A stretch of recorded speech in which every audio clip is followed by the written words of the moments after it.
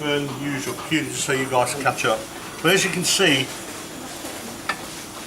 just by looking at it, you can see the flavours in that liquor. So what we're going to do is take out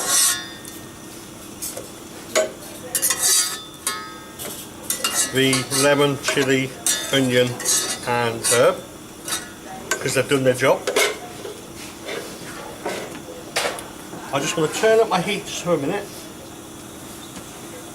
The main reason why I only had it on a simmer is I didn't want to evaporate all the liquid, because I wanted to keep that ratio. So once I get back to the heat, I'm going to knock it slightly down again. Now, really important, you need a whisk. Now, I know we always say don't use whisks and metal pans too much. We're not going to that much, but start off, need a whisk. Do not try and do it with a wooden spoon or spatula, because you'll just end up with lumpy polenta.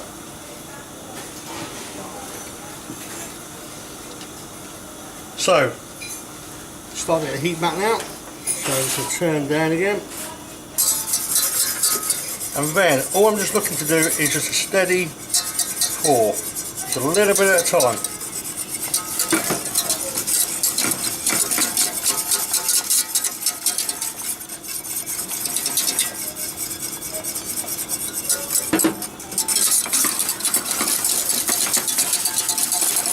Now, what I'm not doing is throwing it all in one go, because it might be you don't quite need all of it.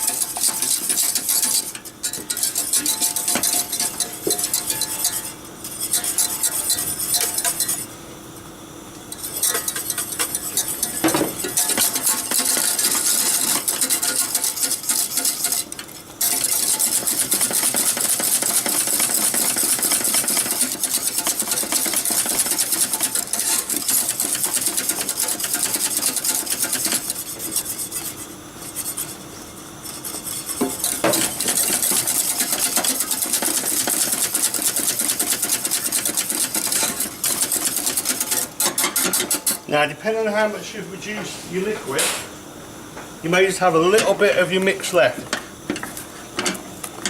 Don't add all of it.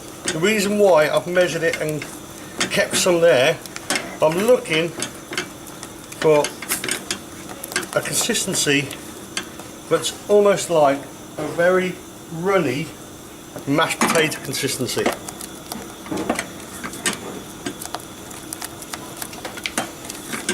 Obviously, as we're heating up, it's going to thicken as well. Now, when it goes onto a plate, even if your plate is warm, it's going to start to set slightly. So, you don't want to go too thick. As I stated previously, there are recipes that use the coarser grain polenta. We're using the finer one, which means your cooking time is about a quarter, because you're not going to break down the husk of that corn. But all the time I'm stirring it.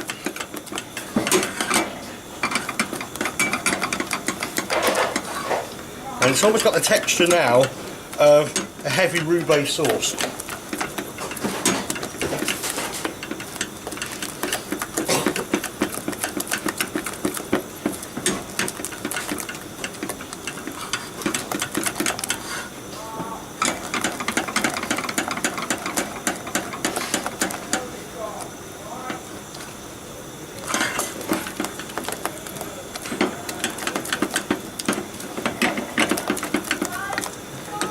Okay, so I've got that left over.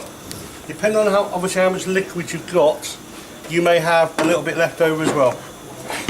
Or if you've got more liquid, you may use more of yours. Now, as long as you stir it every couple of minutes, it shouldn't burn or stick.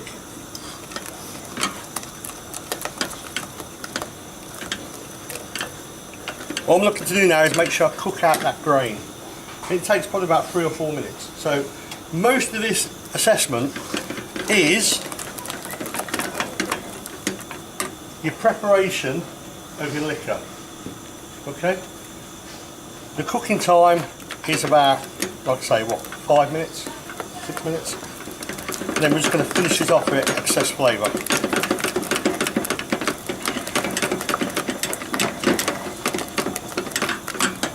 Okay, so at this point I'm just going to check it for flavour.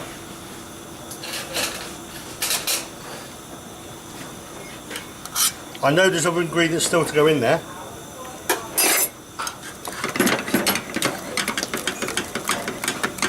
So I'm getting the flavour from my herb and my chilli.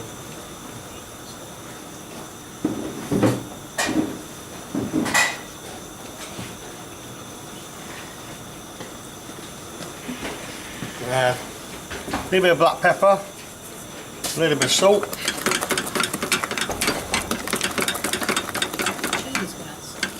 Oh yes, yeah. But I tend to have my cheese last, purely because it has such an effect on it. Okay, so if you want to come round to the main table.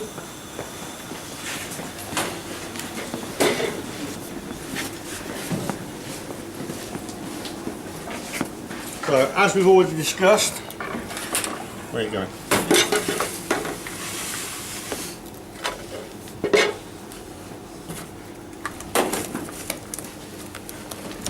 Polenta. So, I've got roughly about 100 grams of fresh parmesan, not the dry stuff. Okay, so in that goes.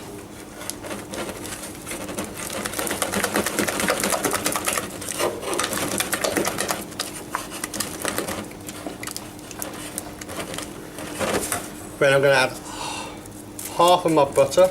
Got roughly about 25 grams there. In that goes as well.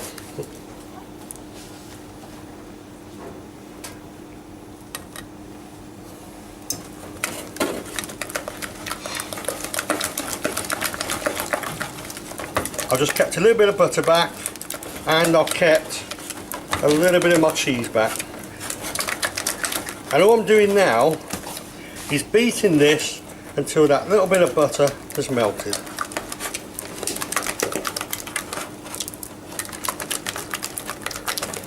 The residual heat from the pan is enough to keep it hot and finish off the cooking.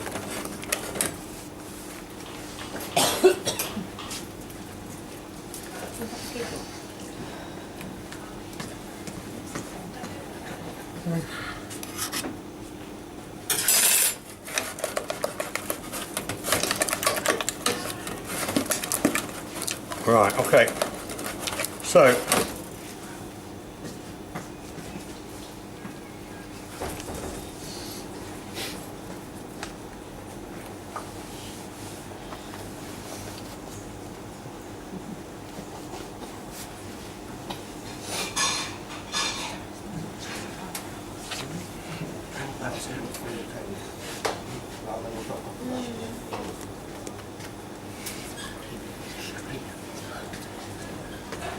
I'd obviously use this as a base for something like a braised meat dish.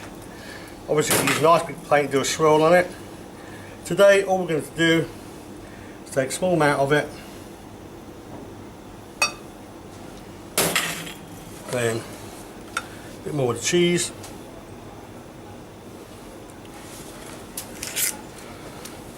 and then just residual heat, just a little bit of the butter just on top of that.